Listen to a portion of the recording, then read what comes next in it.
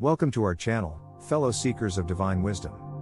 Today, we will be continuing with part 2 of Genesis 2. Let's dive deep into these ancient words to understand their timeless significance and God's glorious message for us all. Starting with verse 11, we hear about 4 rivers, including the Pishon and the Gihon, the Tigris and the Euphrates. These rivers are more than geographic markers, they represent provision and abundance from God.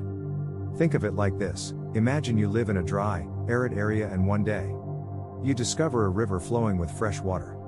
This river, winding through your land, would represent life, sustenance, and hope. So too, these rivers in Genesis symbolize God's nourishment and blessings for his people. Moving to verse 15, God places the man in the Garden of Eden to work it and take care of it. This responsibility given by God showcases the dignity and labor and stewardship over God's creation. Picture yourself as a gardener, entrusted with a plot of land. Your role is not merely to enjoy the fruits, but to care for the land, tending to it, nurturing it, highlighting the value of our work and our role as caretakers of the earth. In verse 16 and 17, God gives man freedom, with a single command, not to eat from the tree of the knowledge of good and evil. It shows God's desire for obedience, but also his respect for our free will.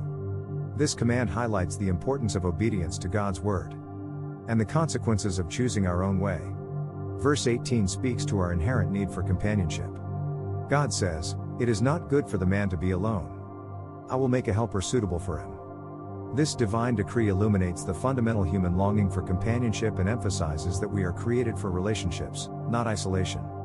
Moving on to verses 19 and 20, we see the naming of all creatures by man, reflecting man's dominion and the great trust God puts in us. God extends a similar honor to Adam, reiterating our significant role in God's creation. Finally, in verses 21 to 24, God creates woman from man's rib, signifying the intimate connection and equal value between men and women. Man recognizes woman as bone of my bones, flesh of my flesh. It signifies deep connection and belonging.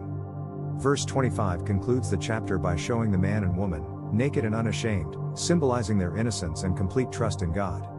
They felt no need for disguises or defenses, embodying the purest form of vulnerability and transparency. Overall, the second chapter of Genesis gives us powerful insights into God's character and his intentions for humanity. It showcases his love, his provision, and the beautiful plan he set in place for us. It emphasizes our role in his creation and the value of relationships, obedience, and respect for his commands. We hope this exploration of Genesis 2 enriches your understanding and draws you closer to God's eternal wisdom.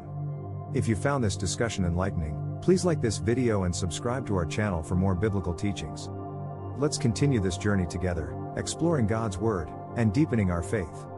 Until next time, blessings to you all.